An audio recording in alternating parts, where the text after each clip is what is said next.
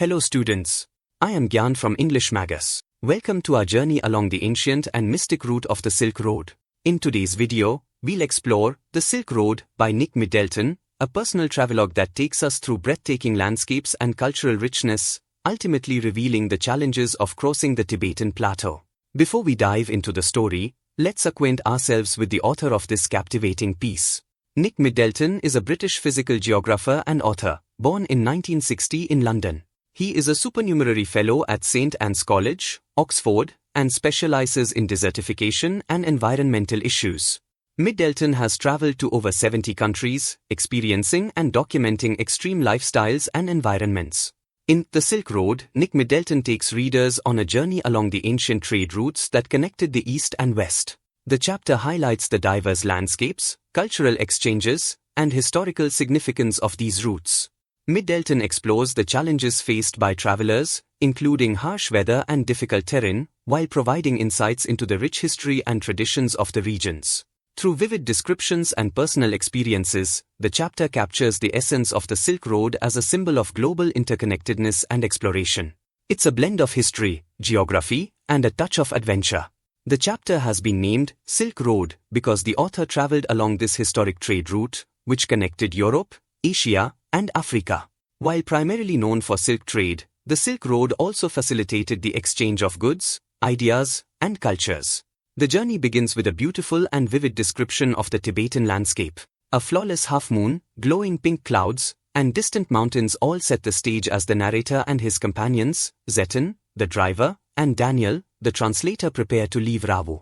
Before departing, Lahamo, a local nomadic woman, offers a thoughtful farewell gift, a long-sleeved sheepskin coat, essential for surviving the cold mountain passes ahead. Zeton, the narrator's guide, decides to take a shortcut to Mount Kailash, a sacred mountain in Tibet. The shortcut requires crossing high mountain passes, a risky endeavor if there's snow.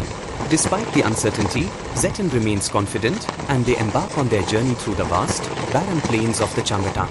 As they journey across the plains, the only signs of life are the few gazelles and herds of wild asses, called kyang. These animals move in perfect synchrony, galloping across the arid landscape, leaving plumes of dust in their wake. It's a reminder of the untouched wilderness of Tibet. The travelers encounter solitary nomads, or drokbas, tending to their flocks.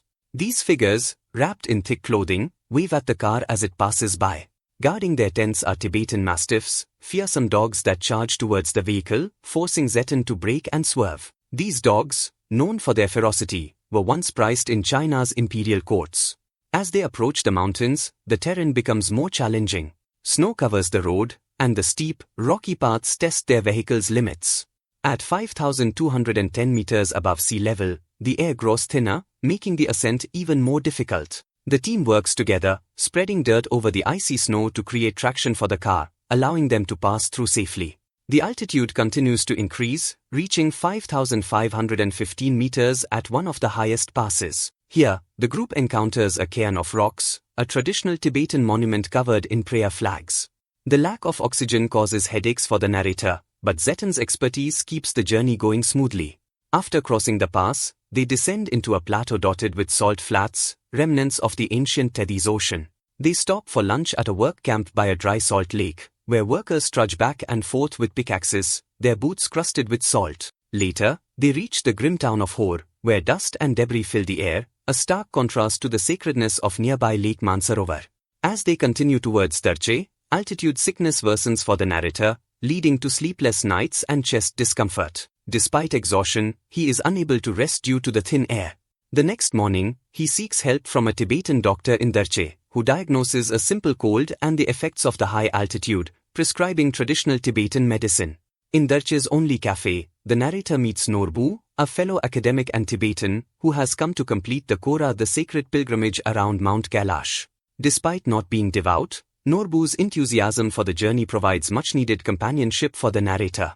Together, they plan to tackle the pilgrimage, bringing a sense of relief and renewed energy for the next part of the journey. The journey so far has been one of contrasts, from the peaceful beauty of the landscape to the harsh realities of the terrain and altitude. The narrator's determination to complete the Kora reflects the spiritual significance of Mount Kailash, a journey that blends both physical endurance and personal reflection.